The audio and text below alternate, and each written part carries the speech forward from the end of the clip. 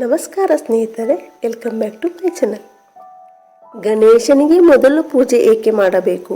ಪ್ರಥಮ ವಂದಿತ ಎನ್ನುವುದಕ್ಕೆ ಇಲ್ಲಿದೆ ಕಾರಣ. ಹಿಂದೂ ಧರ್ಮದಲ್ಲಿ ಪ್ರಥಮ ವಂದಿತ ಗಣಪನಿಗೆ ವಿಶೇಷ ಸ್ಥಾನವಿದೆ. ಪ್ರಥಮ ಪೂಜೆಯ ಅಧಿದೇವತೆ ಎಂದೆನಿಸಿರುವ ವಿಘ್ನ ವಿನಾಶಕ ಯಾವುದೇ ಸಮಾರಂಭದಲ್ಲಿ ಪ್ರಥಮ ಪೂಜೆಗೆ ಅರ್ಹನಾಗಿರುತ್ತಾನೆ. ಭಾದ್ರಪದ ಮಾಸದ ಶುಕ್ಲ ಪಕ್ಷದ 4ನೆಯ ದಿನದಂದು ಗಣೇಶ ಚತುರ್ಥಿಯನ್ನು ಆಚರಿಸಲಾಗುತ್ತದೆ. ಧಾರ್ಮಿಕ ಹಬ್ಬಗಳಲ್ಲಿ ಗಣಪತಿ ಪೂಜೆಯನ್ನು ಮೊದಲು ಏಕೆ ಮಾಡಲಾಗುತ್ತದೆ ಎಂದು ತಿಳಿಯುವ ಕುತೂಹಲ ನಿಮಗಿದ್ದರೆ ಹೆಚ್ಚಿನ ಮಾಹಿತಿ ಇಲ್ಲಿದೆ. ನಾವು ಮಾಡುವ ಯಾವುದೇ ಕೆಲಸದಲ್ಲಿ ತೊಂದರೆಗಳು ಉಂಟಾಗದಂತೆ ಕಾಪಾಡು ಎಂಬ ಕಾರಣಕ್ಕಾಗಿಯೇ ಗಣನಾಯಕನನ್ನು ಮೊದಲು ಪೂಜಿಸಲಾಗುತ್ತದೆ. ಪೂಜೆಗಳು ಹಾಗೂ ಹೊಸ ಕೆಲಸಗಳ ಮೊದಲು ಗಣೇಶನ ಆರಾಧನೆಯೊಂದಿಗೆ ಪ್ರಾರಂಭವಾಗಲು 2 ಕಥೆಗಳಿವೆ. ಮೊದಲನೆಯದು ಎಲ್ಲರಿಗೂ ಗೊತ್ತಿರುವ ಗಣೇಶನ ಜನ್ಮದ ಕಥೆ. ಒಂದು ದಿನ ದೇವಿ ಪಾರ್ವತಿಯು ತನ್ನ ಮಗ ಗಣೇಶನನ್ನು ತನ್ನ ಕೋಣೆಯ ಕಾವಲು ಕಾಯುವಂತೆ ಆದೇಶಿಸುತ್ತಾಳೆ.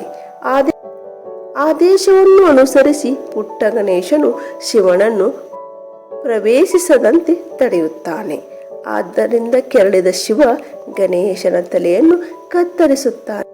ಇದರಿಂದ ಪಾರ್ವತಿ ಕೋಪಗೊಂಡಳು. ಅಲ್ಲದೆ ಮಗನನ್ನು ಮರಳಿ ಬದುಕಿಸುವಂತೆ ಹಠ ಹಿಡಿದಳು. ನಂತರ ಶಿವನು ಗಣೇಶನ ತಲೆಯನ್ನು ಮರಿ ಆನೆಯ ತಲೆಗೆ ಬದಲಿಸಿ ಗಣೇಶನಿಗೆ ವಿಶೇಷ ಶಕ್ತಿ ಸಾಮರ್ಥ್ಯವನ್ನು ನೀಡಿ ಮೊದಲ ಪೂಜೆಯ ವರವನ್ನು ಕರುಣಿಸಿದನು. 2ನೇ ಕಥೆಯ ಪ್ರಕಾರ ಗಣೇಶ ಮತ್ತು ಅವನ ಅಣ್ಣ ಕಾರ್ತಿಕೇಯ ನಡುವೆ ಪೈಪೋಟಿ ನಡೆಯುತ್ತದೆ. ಯಾರು ಮೊದಲು ಪ್ರಪಂಚವನ್ನು 3 ಬಾರಿ ಸುತ್ತಿ ಬರುತ್ತಾರೆಯೋ ಅವರು ವಿಜೇತರು ಎಂದು. ಕಾರ್ತಿಕೇಯ ತನ್ನ ವಾಹನ ನವಿಲಿನ ಸಹಾಯದಿಂದ 3 ಸುತ್ತುಗಳನ್ನು ಸುತ್ತುತ್ತಾನೆ. ಆದರೆ ಗಣೇಶ ಹೆತ್ತವರನ್ನು 3 ಬಾರಿ ಸುತ್ತುತ್ತಾನೆ.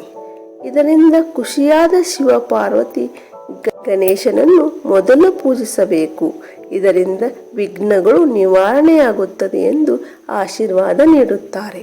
ಜ್ಞಾನ ಮತ್ತು ಸೃಷ್ಟಿಯ ರಚನೆಯ ಆರಂಭದಲ್ಲಿ ಮೊದಲು ಕಾಣಿಸಿಕೊಂಡಿರುವುದು ಗಣಪತಿಯಾದ್ದರಿಂದ ಯಾವುದೇ ಕಾರ್ಯದ ಆರಂಭದಲ್ಲಿ ಪೂಜೆಯನ್ನು ವಿನಾಯಕನಿಗೆ ಮಾಡುವುದರಿಂದ ನಮ್ಮ ಜ್ಞಾನ ಹೆಚ್ಚಾಗುತ್ತದೆ ಎಂದು ನಂಬಲಾಗಿದೆ.